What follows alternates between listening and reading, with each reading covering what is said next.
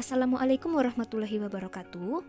Perkenalkan, kami dari mahasiswi Universitas Tidar, program studi S1 Pendidikan Biologi, Rombel 4.01. Dengan saya sendiri, Afik Nisa Nuriski, dan teman saya Uma Laila Septiana. Di sini kami akan memaparkan hasil tugas akhir mata kuliah kewirausahaan yang diampu oleh Bapak Erika Darmawan. Di sini, kami membawakan judul Giftbox Serusek, sedotan reusable di Besek, sebagai proposal business plan kewirausahaan. Next, untuk topik pembahasan, yang pertama ada pendahuluan, yang kedua gambaran umum, yang ketiga metode pelaksanaan, dan yang keempat biaya dan jadwal kegiatan. Langsung di pendahuluan, kreativitas dan inovatif merupakan salah satu ciri dari kewirausahaan. Berbicara mengenai kewirausahaan, seorang wirausaha harus jeli dalam melihat peluang. Wirausaha selalu terbuka dengan masukan dan perubahan positif untuk usahanya berkembang.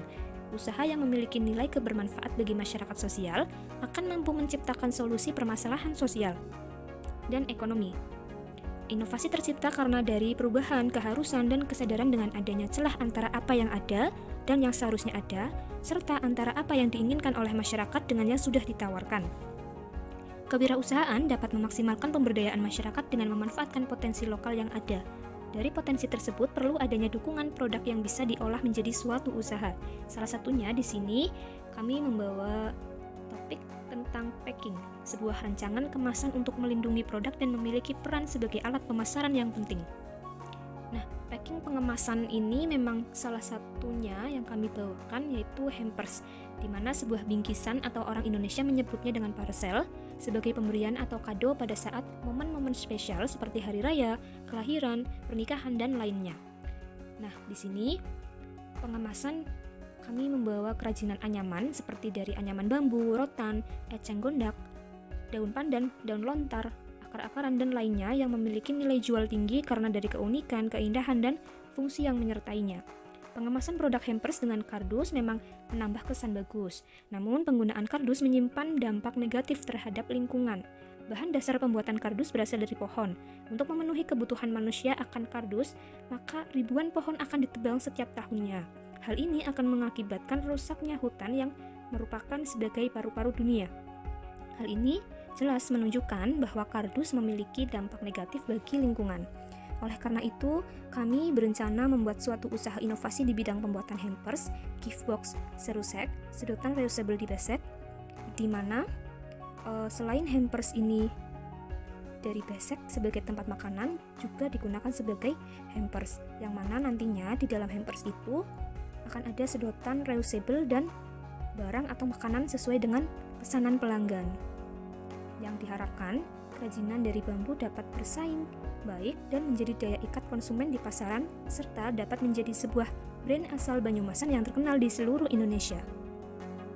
Nah, dari gambaran umum, kita lanjutkan mengenai dari latar belakang tadi di awal. Memang ya, sedotan stainless steel itu dapat dikategorikan sebagai produk ramah lingkungan karena dapat digunakan berkelanjutan.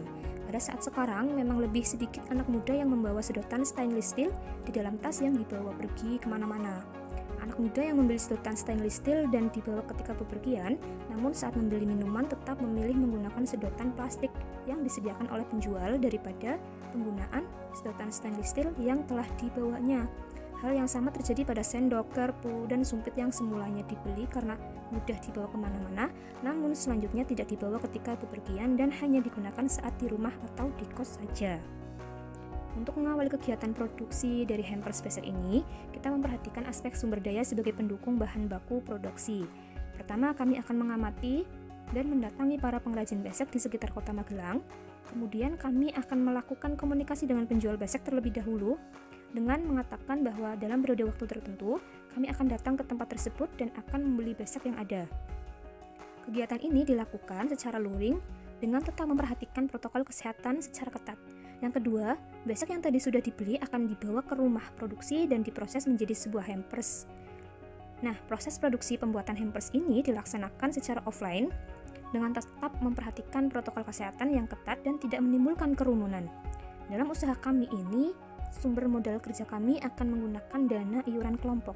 Dalam menjalankan usaha ini tentu membutuhkan biaya dan selalu mengeluarkan biaya operasional. Biaya operasional sudah memiliki peran penting bagi suatu usaha agar mencapai keberhasilannya, ialah memperoleh keuntungan atau laba usaha. Biaya operasional pada bisnis ini yaitu untuk biaya transportasi, kuota, dan iklan. Oke, kita lanjut masuk pada analisa keuangan usaha atau cash flow. Yang pertama ada perhitungan omset 3 bulan. Nah, dari omset ini kita hitung dari harga jual dikali jumlah jual. 45.000 dikali 25. 1.125.000. Kemudian penghasilan bersih yaitu dari total omset dikurangi jumlah biaya tetap dan biaya variabel. Total omsetnya tadi 1.125.000 dikurangi jumlah biaya tetap dan biaya variabelnya 700.000. Totalnya 625.000. Kemudian total penghasilan 2 tahun. Penghasilan bersih dikali 8. Penghasilan bersihnya tadi 625.000 dikali 8 yaitu 5 juta. Nah, untuk cash flow-nya sendiri, kas masuk bersih dari earning a flat tax atau IT dan penyusutan yaitu 5 juta plus 0 sama dengan 5 juta. Kemudian untuk analisis produknya, ramah lingkungan karena proses produksi mudah dan kemasannya juga unik. Nah, untuk analisis SWOT, SWOT yaitu strength atau kekuatan, weakness atau kelemahan, opportunities atau peluang, dan threats atau ancaman.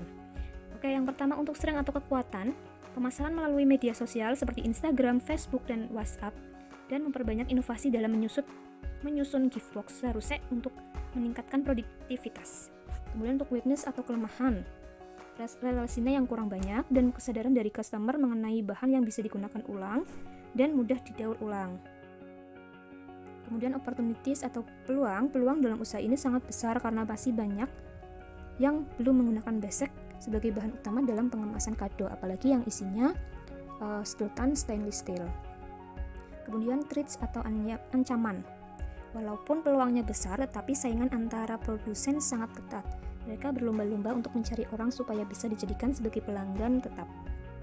Oke, untuk metode pelaksanaannya, yang pertama untuk persiapan tempat dan peralatan produksi, yaitu di Dusun Pucung Sari, Kecamatan Magelang Utara. Proses produksi saat pesanan masuk, barang juga ada yang sudah tersedia dan sistemnya ada yang pre-order.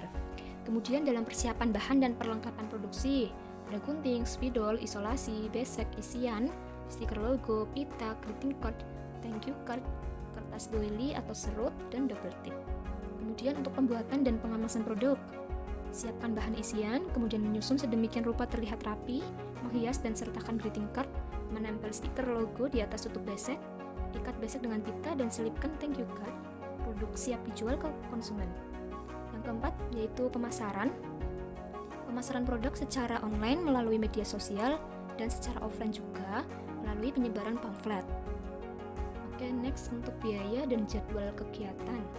Dari anggaran biaya sendiri, jenis pengeluaran ada bahan habis pakai, transportasi, dan lain-lain. Nah, sumber dananya itu semua dari iuran kelompok.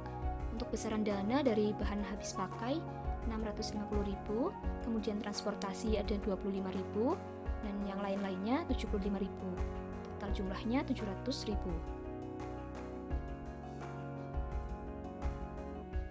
Oke, next untuk biaya dan jadwal kegiatan. Jadwal kegiatan dari jenis kegiatan pengumpulan bahan, proses pembuatan, dan pemasaran di bulan pertama. Kemudian untuk proses pembuatan, pengemasan, dan pemasaran di bulan kedua dilanjutkan. Dan untuk pembuatan laporan juga dilanjutkan di bulan 2 dan di bulan 3. Dan untuk pemaparan hasil produk di bulan 3. Nah, ini daftar pustaka yang kami gunakan dalam penyusunan tugas akhir kewirausahaan ini. Dan ini untuk dokumentasi sementara. Oke, sekian pemaparan dari kami. Kurang lebihnya mohon maaf.